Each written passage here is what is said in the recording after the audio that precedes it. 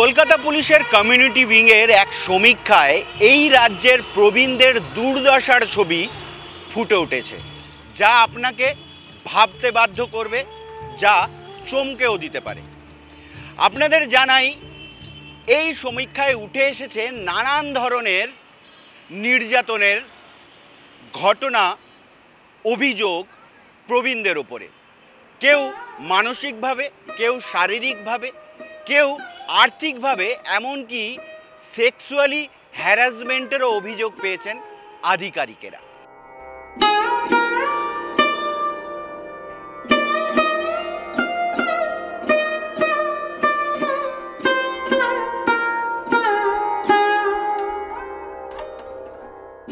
দেখুন, প্র্যাকটিক্যালি এইগুলি টোটালটা নির্ভর করে হচ্ছে আপনার সরকারের উপর।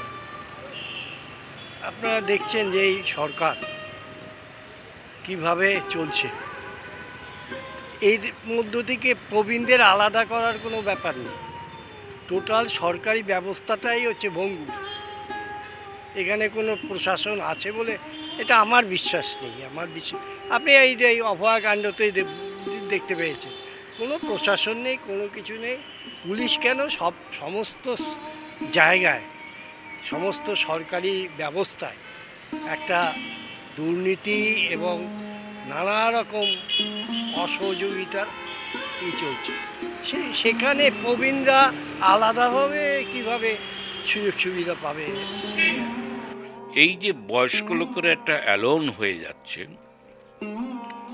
যদি সন্তান সন্ততি কর্ম বা প্রদেশে তারা অন্যত্র যেতেই হতেই পারে, কিন্তু তাহলে যে দে আর টোটালি লেফট অ্যালোন, কেন? তারা তো থাকে তো একটা লোকালয়ে, এবং তারও তো প্রচুর লোকজনের মধ্যে। এই যে আমি বসে আছি, পরপর বাড়ি, কিন্তু কোনো যোগাযোগ নেই। তো এই যে যোগাযোগহীন হয়ে গেছি, আমি বলছি এটা কোনো কমিউনিটি বন্ড নেই। একটা করে দুর্গাপুজো হয় বটে, তখন যে যার চাঁদা দেই আমরা, কিন্তু there is no community feeling. কেউ কারো এতে খবর নেয় না বা কিছু। বিশেষ করে যারা একা হয়ে রয়েছেন, হয়তো মোটামুটি জানে যে ওই বাড়িটা ইয়ঙ্গার গ্রুপ তারা দূরে আছে, সেই জন্য যে একটু বয়স্কদের কেউ একটু খোঁজ নেওয়া, সেটা খুব একটা নেই। আমি ঘরে যদি পড়ে থাকি, কেউ আসবে, ও 3 দিন পরে মরে যাব, পচা বন্ধ হয়ে যাবে, নিয়ে যাবে। কেউ নাই আমার বাড়িতে, নোবডি। আমার ছেলে মেয়ে বউ কেউ না, বউ চলে গেছে, ছেলে মেয়ে কেউ নাই। কে দেখবে? কেউ দেখবে না। পাড়ার লোক জানে, যদি খবর পায় তাহলে তারা হসপিটালে নিয়ে যাবে, না পেলে শেষ জীবন। কে খোঁজ নেবে? সবাই ব্যস্ত না হয়েছে বাবা। খাওয়ার কে? আর মানুষের এখন কি সে মানসিকতা আছে? নাই তো। তাহলে লোক শুধু দৌড়াচ্ছে, এখন টাকার পেছনে দৌড়াচ্ছে, তাহলে আর কি আছে? কাজের পেছনে দৌড়াচ্ছে, এই তো কাজ। প্রবীণদের উপর এই যে অত্যাচারের ঘটনা সত্যিই কি বাড়ছে? হ্যাঁ, বাড়ছে। এটা তো দেখছেন তো, বাড়ছে। এটাও তো ফ্যাক্ট আছে। আপনি দেখুন, এই সমাজ যেরকম হয়েছে, মানে ফরেন পলিসি মতন হয়ে গেছে। কাদের ছেলেরা দেখছে প্রবীণ লোককে? দেখছে না। এই মানে যারা একা থাকেন তাদের সাথে বেশি? হ্যাঁ, বেশি হয়তো একা ভয় লাগে তো। জানেন, রাত্রিবেলা কেউ এসে ঢুকে পড়ে, কি করবেন আপনি? একা মানুষ। ফ্যামিলি বন্ডও দুর্বল হয়ে গেছে। সেটা দূরে দূরে চলে গেছে বলেই শুধু নয়, এটা ঠিক, দ্যাটস এ স্ট্রং ফ্যাক্ট। এখন দূরে দূরে তো যাবেই, চাকরি বা চাকরিতে উন্নতির জন্য যেতে হতেই পারে, হবে। কিন্তু তাই বলে পরিবারটা লেফট, আত্মীয় স্বজনের আসা যাওয়া সেটা শার্পলি ডিক্লাইন করেছে। শুধু পরিবার নয়, আত্মীয় স্বজন, এই যে প্রাইমারি বন্ড, সেটা কিন্তু ব্রোকেন ডাউন, শেষ হয়ে গেছে প্রায়। এটা প্রাইমারি কজ। বয়সের ভারেই হোক এবং যখন ক্ষমতার থেকে সরে আসার কারণেই হোক, যে আগে তারা যেখানে ছিলেন সেরকম জায়গা থেকে হোক, তাদের একটা অন্য অনুভূতিও কাজ করে। কোনো একটা উষ্মাকেও প্রকাশ করলে কোনো ব্যাপারে তাদের কথাটা যদি উপেক্ষা করে, সেক্ষেত্রে তারা নিজেদেরকে একটু অবহেলিত ভাবে। আর এমনিতেও প্রতিটি ক্ষেত্রেই দেখা যাচ্ছে সমাজের এই অবক্ষয়, যা সামাজিক অবক্ষয়ের মুখে এখন চলছে সমাজটা। কারণ অ্যাকচুয়ালি দি এন্টায়ার সোসাইটি মানে is drifting on a loose current. একটা সমাজ একটা কঠিন অবক্ষয়ের মধ্যে, সেই অবক্ষয়ের ঢেউ তো নিশ্চয়ই প্রবীণদেরও লাগবে। আর তার কারণে তাদেরও প্রতি যে ধরনের সমাজ থেকে যে ধরনের সম্মান পাওয়া, মর্যাদা পাওয়া, তাদের অধিকারগুলো সুরক্ষিত রাখার ব্যাপারে যে ভূমিকা থাকা দরকার সকলের, সেটার ব্যাপারে সেরকম সবাই কেয়ার করে না, বদার করে না। এই কারণে তাদেরকেও নিজে ওই রকম একটা মানে মানসিক অবসাদের মধ্যেই কাটাতে হচ্ছে যে আমরা হয়তো সমাজে এখন উপেক্ষিত, অবহেলিত, বঞ্চিত। যদি সত্যি কথা যদি বলেন, তাহলে এখন ব্যাপারটা হচ্ছে যে আমাদের যে সামাজিক যে মানে ব্যবস্থা যেটা ছিল সেটা অনেকটা ভেঙে গেছে। আজকে পাশে কারোর অসুবিধা হচ্ছে বলে মানুষ চট করে যে আগে যেভাবে গিয়ে এগিয়ে আসতো, তাকে সাহায্য করত, এখন মনে হয় না যে সেই জিনিসগুলো মানে আমাদের মধ্যেও আছে। এখন আমি যদি কাউকে সাহায্য করতে যদি এগিয়ে যদি না যাই, কালকে আমার ক্ষেত্রেও কেউ এগিয়ে আসবে না। এটা তো একটা সাধারণ সূত্র, কিন্তু এই সাধারণ সূত্রটাকে আমরা কোথায় মানছি?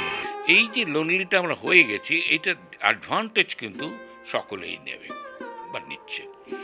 এবং সবচেয়ে ক্রুয়েল যেটা আমার মনে হয় সেটা হচ্ছে এখনকার দিনে ব্যাংকিং জাতীয় যে ব্যাপার সমস্তটাই কিন্তু আপনার বাধ্য সেখানে কিন্তু, এবং টাকা পয়সা আপনার যা সঞ্চয় বা ইত্যাদি সাস্টেনেবল যা কিছু, সেটা ব্যাংকের সাথে জমা টমা করছেন যে করে হোক, এবং সেটা যে খুব এত ভালনারেবল হয়ে গেছে সেটা কিন্তু ডেঞ্জারাস পয়েন্ট। এদেরও দেখলাম পুলিশের এই রিপোর্টে সেটা খুব হচ্ছে। এখন হলেও পুলিশে গিয়ে যদি অভিযোগ করা হয়, পুলিশ কিন্তু এটা কিছু করে উঠতে পারে না, পারবেও না। বাট এইটা ইটস এ থ্রেট। এটা সামাজিক ব্যাধি। এইটা কোনো প্রশাসন বা কোনো অ্যাডমিনিস্ট্রেশন বলুন, কোনো সরকার বলুন, এইটা একটা সামাজিক ব্যাধি হয়ে গেছে। সেই ব্যাধিটা আপনি আমি ইচ্ছা করলেই পারবো না, এটা সামাজিক ব্যাধি। এই যে মানে সেলফিশনেস আর কি যাকে বলে, এই যে আপনি যেটা বলি, এটা টোটালটাই হচ্ছে সেলফিশনেস। আমি একা থাকবো, আমি একা খাবো, আমি আমার ওয়াইফকে নিয়ে ভালো থাকবো, বাস। দিচ্ছে না বাবা মা যে এই যে কষ্ট করে মানুষ করেছে, তার যে একটা প্রতিদান, এটা ভুলে গেছে।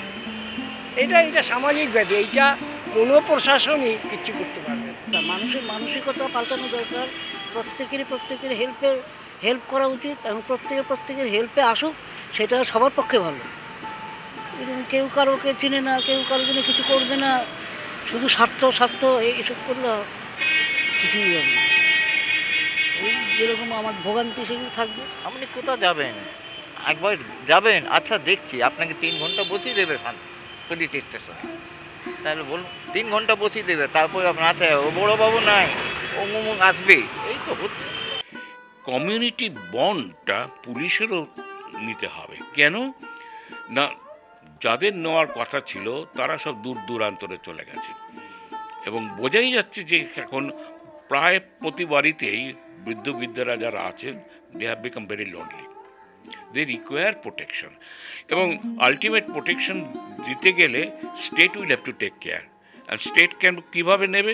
থ্রু থানা, থ্রু পুলিশ, এটা নিতে হবে। এটা কিন্তু খুব জরুরি। টোটালটাই পলিটিক্যালাইজড হয়ে গেছে। পুলিশের আলাদাভাবে যদি কিছু করার ক্ষমতা থাকতো, তাহলে আইন শৃঙ্খলার পরিস্থিতি এইভাবে অবনতি হতো না।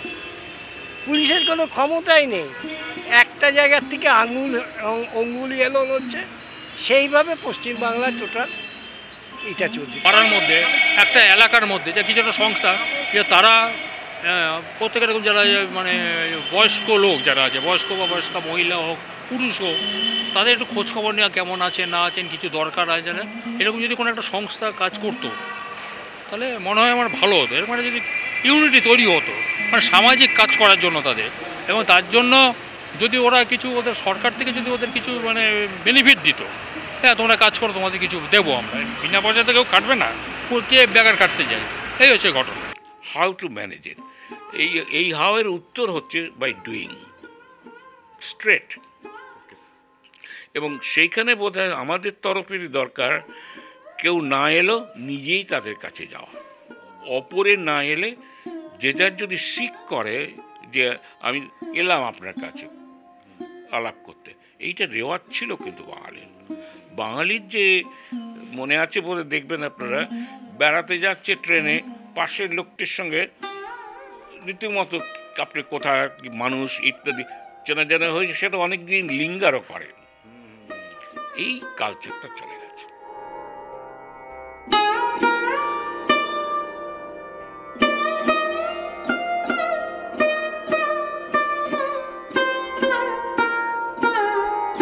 প্রবীণরা হতাশ, প্রবীণরা নিরাশ, তার মধ্যেও তারা আশার আলো দেখছেন। বলছেন সমাজ নিশ্চয়ই সুস্থ হয়ে উঠবে, ব্যাধি সারবে। অন্যদিকে প্রশাসন আরও সজাগ হবে, সতর্ক হবে তাদের নিরাপত্তা দিতে। দেখতে থাকুন এস নিউজ। ক্যামেরায় অশোকের সঙ্গে মুজিবের রিপোর্ট।